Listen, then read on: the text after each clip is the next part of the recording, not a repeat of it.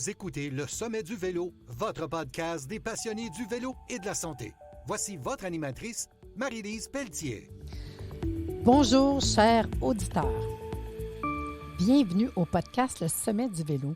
Aujourd'hui, je vais avoir le privilège de m'entretenir avec Martin Turgeon, un spécialiste en positionnement. Mais je peux vous dire que la plupart des gens le connaissent sous le nom du geek du vélo.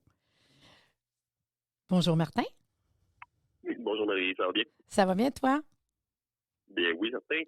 Hey, je me demandais, les gens, ils ne te connaissent pas. Moi, je suis contente que tu es dans mon podcast, tu sais, mais on aimerait ça, savoir un peu ton parcours. Qu'est-ce qui fait que tu es un passionné, puis encore plus le geek du vélo? Oui, ben c'est sûr que d'un point de vue public, si on veut, c'est beaucoup les capsules, dans le fond, vidéo à la base avec Vélomag, le coin du geek, qui m'ont fait connaître d'un plus grand public, si on veut.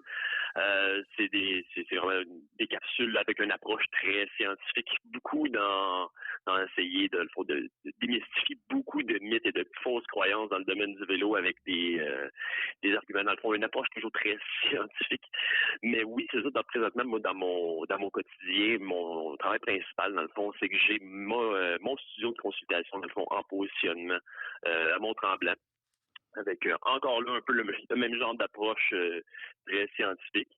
Mais si on revient un peu à mon cheminement, ben ça fait déjà pour pas me rajeunir, ça me fait déjà presque au-dessus de 20 ans que je suis dans le domaine du vélo, que j'ai commencé, c'était supposé dans le fond être juste un emploi d'été alors que je m'en allais vers l'ingénierie qui a fini par déboucher vers une passion qui a continué de grandir. J'ai passé à travers plusieurs postes différentes choses, mais c'est là que j'y suis aujourd'hui, toujours avec un aspect, dans le fond, un œil toujours très technique sur la chose. Oui, mais tu sais, ça me fait penser, parce que tu me parles d'ingénierie, en quelque part, le travail que tu fais, ça prend quand même une petite tête d'ingénieur, tu sais. T'as pas le choix. Oui, ben c'est sûr que des fois, je vais avoir un peu le syndrome de l'imposteur, dans la mesure où j'ai souvent des personnes qui pensent que je suis soit ingénieur, que je suis soit physiothérapeute, que je suis, tu sais, je me fais donner beaucoup de chapeaux professionnels, alors que c'est pas nécessairement que je suis directement ingénieur ou quoi que ce soit, mais c'est que dans le fond, j'ai des connaissances un peu dans tous ces domaines-là, finalement. OK. Puis tu sais, toi, tu parles beaucoup côté technique du vélo.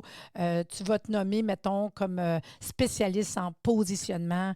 Puis je le sais, moi, je peux vous dire que mon mari a été te voir. Fait que moi, j'ai su comment que ça marchait quand on va te rencontrer. Fait que j'ai trouvé ça super le fun. Sauf que moi, je veux en savoir plus sur ton travail.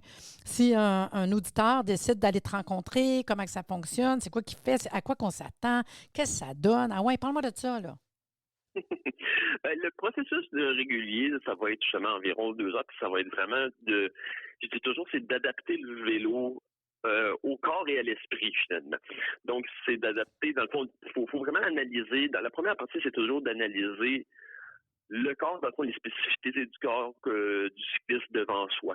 Puis de respecter ces limites-là, respecter ses limites en mobilité, ses limites justement fonctionnelles ou quoi que ce soit. Puis comment que ça va se répercuter sur sa position sur le vélo. Mais aussi, qu'est-ce qu'il attend, dans le fond, de son expérience sur le vélo?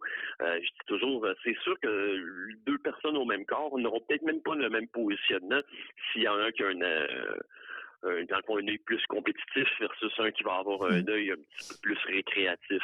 Donc, c'est un processus qui va avoir une grosse analyse posturale au début. Puis après ça, c'est sûr qu'il va avoir un travail beaucoup sur le vélo que j'utilise beaucoup, c'est sûr, c'est quelque chose que je suis reconnu aussi pour quand même avoir un bon arsenal technologique, si on veut, pour m'aider à prendre des décisions.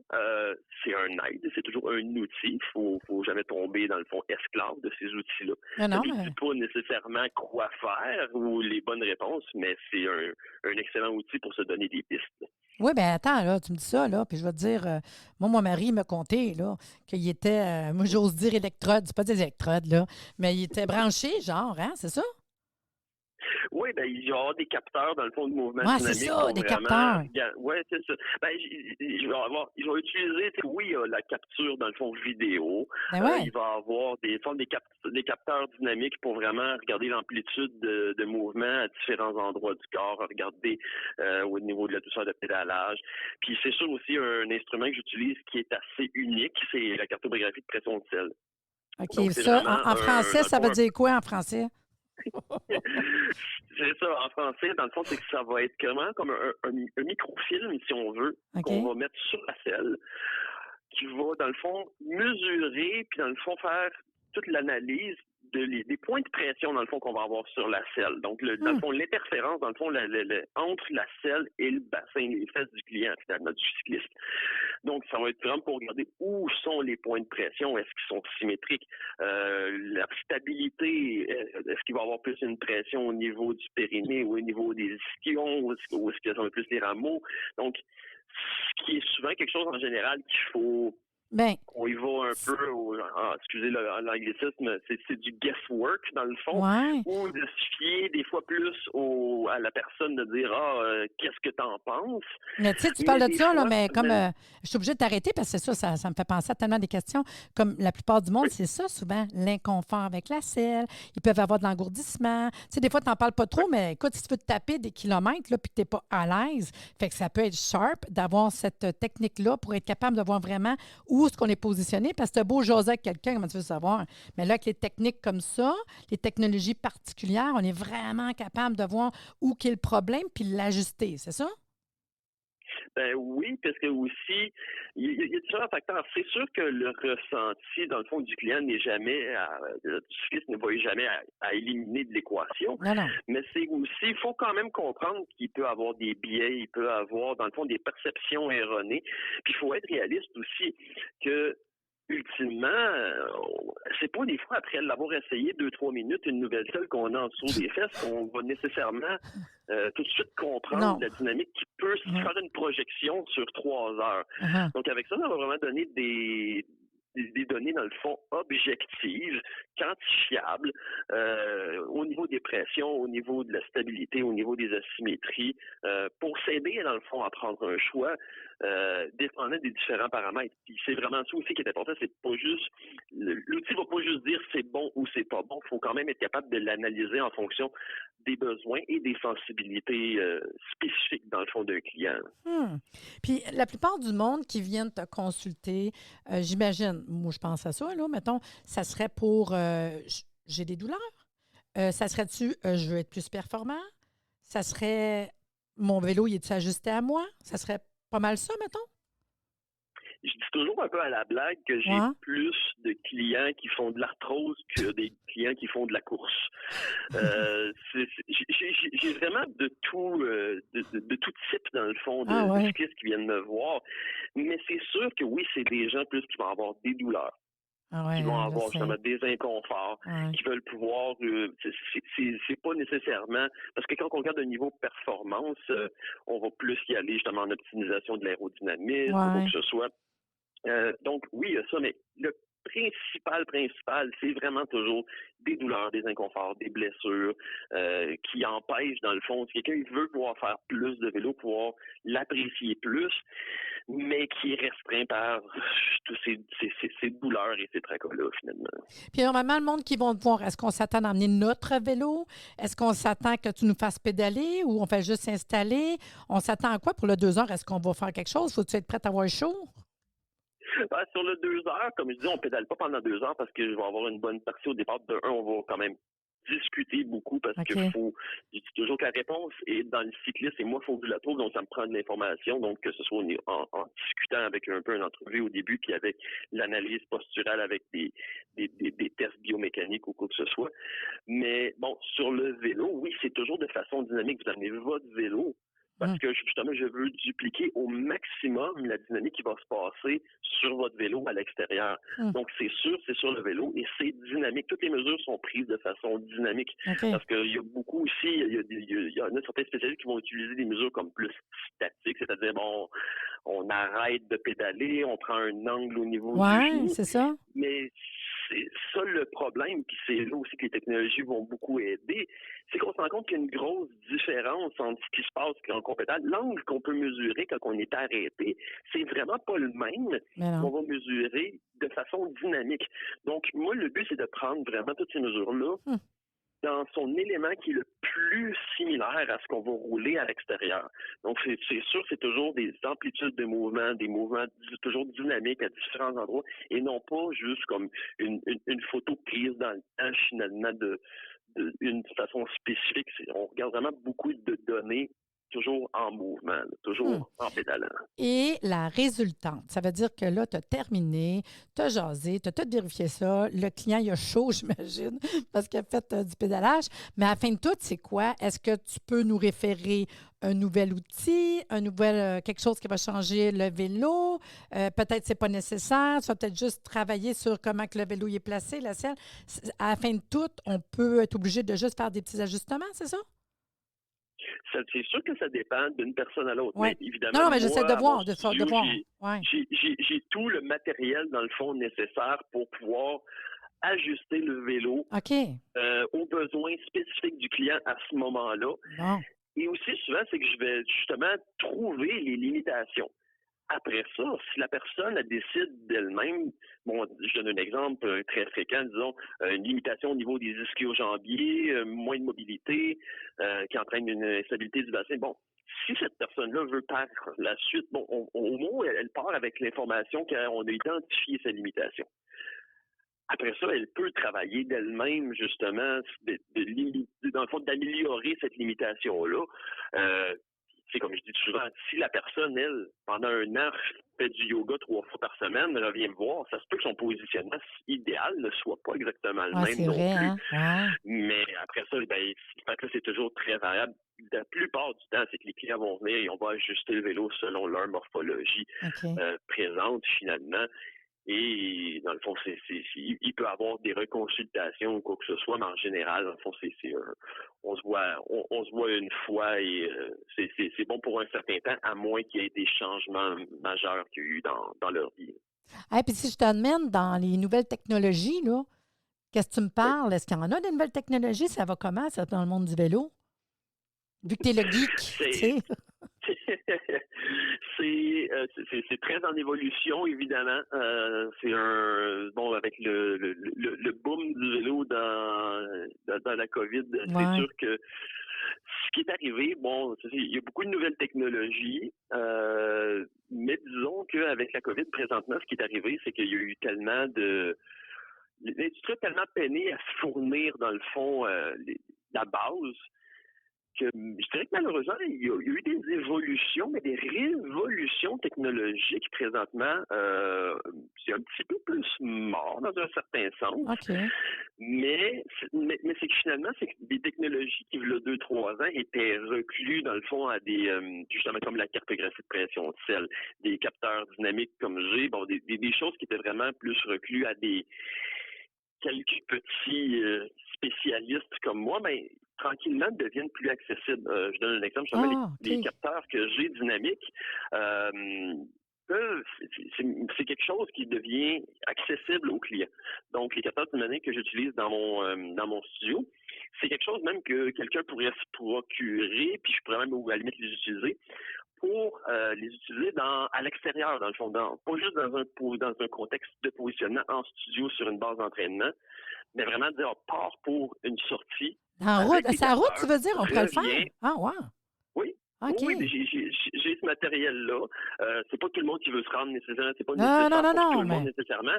Mais parce que c'est un peu comme n'importe quelle technologie, c'est que là, ça devient disponible. Puis je dis tout le temps aussi, c'est comme ça. Il y a une problématique, il y a une technologie qui existe, mais c'est pas dès qu'elle sort qu'on est capable des fois de toujours utiliser son plein potentiel. Donc là, c'est quand ces technologies-là commencent à sortir, et là, après ça, des spécialistes, des personnes comme moi qui vont faire des tests beaucoup, là, tranquillement, on leur trouve une utilité plus grandissante, finalement. Donc oui, c'est des choses qui existent, justement, des capteurs, puis je pense que c'est vers là que au niveau du positionnement, la technologie s'en va. Ça va être, justement, pour être capable de prendre des mesures à l'extérieur. Je dis Mais, tout le temps, on veut prendre des mesures dynamiques pour que ce soit le plus proche de ce qu'on pédale à l'extérieur. Mais ça demande quand même qu'on est dans un contexte fixe dans un studio sur une base d'entraînement. ouais. Le plus précis qu'on pourrait aller chercher, c'est vraiment d'aller à l'extérieur. Puis Mhm. tranquillement, oui, il y a des technologies qui Mais vont venir vers moi, ça. je trouve ça hot. Mettons, quand tu me dis ça, là, je pense à un coach, un entraîneur avec une équipe qui est vraiment dans la course, qui est vélo de route, puis tout. Puis je me dis, lui, exemple, comme investissement, parce que monsieur, madame, tout le monde, tu sais, Oui. c'est-tu nécessaire, tu sais? Mais tu me fais penser à ça, que, mettons, une équipe, un team, puis tu as un entraîneur, puis qui veut voir comment que ça se passe, puis améliorer. J'avoue que si c'est plus accessible un jour, point de vue investissement, pour ces personnes-là, ça peut être hot, pareil, là, tu sais.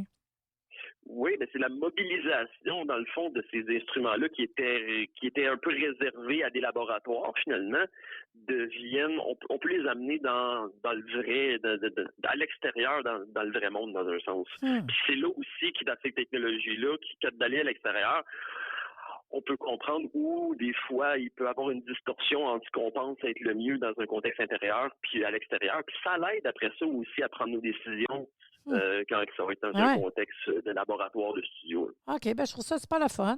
Puis, dis-moi donc, là, tant qu'à faire, là, vu que tu as plein d'affaires dans la tête puis tu as fait plein de choses avec le côté vélo, hey, si j'ose t'amener dans le futur, ça serait quoi, Martin, dans le futur? Qu'est-ce qu'il voit? Est-ce que tu as une vision? Est-ce que tu aimerais ça réaliser des choses? C'est quoi? Moi, personnellement, je veux dire, Ben, toi, personnellement, ou toi, dans ta business, puis tout, as-tu quelque chose? C'est toujours le ouais, fun d'aller pousser plus loin. ben, tu sais, je vis, tu sais, étant donné que je suis vraiment à mon compte, j'ai vraiment le plaisir de pouvoir aligner, dans le fond, ma compagnie où je la veux. Puis, tu sais, quand je dis une compagnie, en réalité, c'est moi et ma femme Ah, qui ta fait mon boutique, ton administration, endroit, ma ben, comptabilité, tout ça. c'est ta Donc, tu sais, business. je peux facilement la diriger où ce que je veux, finalement. Mhm. Mais oui, c'est sûr que dans le fond, c'est de continuer, dans le fond, à grandir ça, d'analyser, dans le fond, toujours le côté technologique, scientifique, de progresser là-dedans, évidemment. Mais au-delà de ça aussi, des projets même aussi qui peuvent être communautaires, dans le Ah, sens que, si on se dit dans une projection, j'ai plusieurs personnes qui me disent je pourrais avoir une boutique de vélo, ça fait 20 ans que je suis là-dedans, je pourrais en ouvrir une. Des fois, il y a des choses que si j'avais à ouvrir une boutique, je pense que ça serait pas comme on le perçoit présentement une boutique, c'est du matériel, ça se vend ou quoi que ce soit. Ce serait plus une boutique qui serait centrée plus sur le service, le positionnement ou quoi que ce soit, avec des services connexes, finalement, plus que ce soit de l'entraînement, puis avec un côté communautaire, plus justement un lieu de rassemblement cycliste. Je trouve que c'est quelque chose qui s'est perdu beaucoup dans les dernières années ouais, dans les boutiques, c'est le côté communautaire. le contact. Les gens se rassemblent, les Ouais. gens peuvent écouter des courses, ils peuvent partir d'ici pour faire des randonnées de groupe. C'est des choses qui J'avoue, non, m'intéressent mais oui, à c'est bon. réaliser plus tard. Et surtout que tu es à Tremblant, Oui, c'est comme wow, là, on s'entend, là. Tu un environnement qui est vraiment extraordinaire, là, pour le vélo. c'est un bon endroit pour ça. Oui. Hey, puis moi, j'ai une question pour toi Oui. que j'aime bien, qui me fait rire, parce que pendant que je la pose, j'ai un petit sourire dans le face. Fait que, est-ce qu'on est plus cyclotouriste, vélo de route électrique, fat bike, vélo de montagne, gravel bike, je sais plus quoi nommer. Mais toi, c'est quoi ton opinion? Ben, écoute, moi, j'ai un parcours assez complet qui va peut-être en surprendre plusieurs. À la base, mon cheminement cycliste commence beaucoup plus avec, pour les plus autres, le freeride, qui est à dire, c'est vraiment avant plus les sauts, un peu comme le BMX, là, finalement. Oh, oui, je me souviens, je me Le souviens. côté beaucoup plus casse-cou, de faire des manœuvres, des sauts, du freeride, du trial. C'est ce que je faisais avant, vraiment plus le côté. Ah, ouais. Un petit Donc, côté casse-gueule. oui, OK. je suis parti de là à la base. Donc, le côté sport extrême de la chose. Ça m'a fait à travailler dans les boutiques. Bon, j'ai transitionné avec des gens qui voulaient plus faire le vélo de montagne. Donc, ma première discipline, si on veut, qui était plus justement d'endurance, finalement, dans le cyclisme, c'était plus le vélo de montagne. Quand même, ouais. J'ai couru en vélo de montagne. D'ailleurs, d'ailleurs, j'ai demandé la main de ma femme en mariage sur un podium dans une course de vélo de montagne. C'est Donc, trop j'ai eu ça. mignon! C'est beau! Puis, fait que j'ai eu ça. Puis, je veux dire, justement, un peu pour faire un parallèle entre Ouais. mon cheminement. À la base, je faisais du vélo de montagne parce que à cette époque-là, qui est plus le début des années 2000 ou quoi que ce soit, je trouvais que les cyclistes de route avaient une culture très hautaine, très Ça, c'est parti, ça? C'est plus de même encore? je vais y arriver. Je trouvais que c'était très hautaine, très exclusif. J'aimais moins ça un peu. Puis, à travers tout ça, ben, tu sais, à un moment donné, bon, je m'entraînais en cross-country ou quoi que ce soit, donc je me rendais compte quand même aussi que le vélo de route est un excellent outil d'entraînement pour les courses de vélo de montagne, Ben d'un oui. côté endurance, Ouais. structuration de l'entraînement. Donc, je me suis mis à faire du vélo de route pour le vélo de montagne. Puis, à la force des choses, ben, je me suis mis à tomber plus en amour avec le vélo de route dans cette période-là de ma vie-là. Et donc, j'ai transitionné en étant un cycliste de route. Ah! Donc, j'ai passé à ça. Puis, ironiquement, même aujourd'hui, j'ai eu une période pendant comme cycliste de route, justement, que là, je trouvais presque, bon, autant qu'en vélo de montagne avant, je trouvais que c'était très restreint. Je trouvais que être un cycliste de route, on devait rentrer dans une catégorie très, très restreinte. Il faut utiliser telle sorte de vêtements. Ouais. Il y a un code d'éthique que j'aimais moins. Ouais. Bien transitionné comme cycliste de route, je trouve que c'est le vélo de montagne maintenant qui est pratiquement plus élitiste. C'est comme si on s'en va en vélo de montagne puis qu'on a il y a une tenue, une mode qu'il faut un peu respecter. Ouais, Donc, c'est rendu de même. Oui, c'est pas vrai. Oui, c'est ça. Puis Ouais. le côté plus élitiste est passé à ce que je faisais avant, je trouvais. Donc, puis là, maintenant, je fais plus du vélo de route. Maintenant, je fais plus de gravel bike, même Ouais. parce que c'est plus le côté c'est comme du vélo de route finalement, mais avec moins de voitures tout autour de nous. Ouais. Donc j'ai passé à travers un peu tous les disciplines, Mais j'ai les qui est ai le tous fun. appréciés, je les apprécie encore. Fait que même s'il y a des disciplines que je pratique moins aujourd'hui, je peux vraiment comprendre toutes les Mais c'est ça, j'allais dire. personnes de Tu as quand différentes. même l'expérience. Fait que vu que tu as l'expérience, tu peux comprendre quand quelqu'un te parle d'une problématique. Je trouve ça le fun, pareil. Ben absolument. Tu sais, Puis c'est... c'est ça aussi, puis c'est de pas tomber dans les biais, parce que dans ce que je fais, justement, c'est ce qu'il faut faire attention. Si on est trop impliqué dans une sorte de discipline ou qu'on est focusé sur un endroit très spécifique, on peut facilement développer des biais sur ce qu'on pense être les besoins des autres. Donc, pour moi, oui, c'est quelque chose qui est important, dans le fond, dans le parcours, d'avoir cette diversité-là, finalement. Hey, puis tant qu'à faire, tu roules sur quoi, toi? C'est quelle sorte de vélo que tu as? Là, présentement, j'ai un Parley RZ7 qui est un vélo de route aéro. Donc, je pense que c'est bon côté geek d'avoir un vélo aéro va surprendre personne, je crois. Non, pas vraiment. Ah, c'est cool. Puis, dans le fond, aujourd'hui, il faut savoir que, Martin, tu vas être là au Sommet du vélo. Tu vas nous offrir une conférence. Mais parle-moi un peu du sujet de ta conférence. Qu'est-ce que les gens vont s'attendre de t'écouter pendant 45 minutes et surtout venir te rencontrer, là? Ça va être quoi, tu nous jases, là? Ben, ça va être principalement sur le positionnement. Je vais parler un peu de l'évolution, finalement, du positionnement, d'où ce que ça part, finalement, toutes ces règles-là, puis où ce que les technologies, justement, comment les technologies ont un peu révolutionné le domaine, nous a fait sortir beaucoup plus de connaissances, où ce que c'est rendu aujourd'hui, où ce que ça s'en va demain, mais aussi, pour ceux qui me connaissent, évidemment, on ne pourra pas passer à côté d'essayer de démystifier plusieurs fausses croyances, parce que oui, dans le positionnement, il y a encore beaucoup de vieilles règles, souvent très peu fondées, qui continuent à perdurer, puis qu'on va en même temps aussi un peu débusquer à travers tout ça des croyances très répandues qui s'avèrent être beaucoup moins valables, beaucoup moins valides que beaucoup le croient. Ah, c'est cool parce que c'est vrai, il y a les croyances. Puis avec l'accessibilité, les médias sociaux, tout ce qu'on peut entendre parler, tout ce qu'on voit, des fois, il ne faut pas prendre ça pour du cash, en fait, là. Puis, toi, tu es spécialiste. Fait que moi, je suis super contente. Hey, je vais te dire, c'était super intéressant. Je m'attendais que tu étais pour me jaser ça pas mal. Puis je vais te dire merci beaucoup, Martin, d'être venu avec nous à l'émission, là. Ça fait plaisir. Bon, ben, puis je te vois, là. Je te vois au sommet du vélo.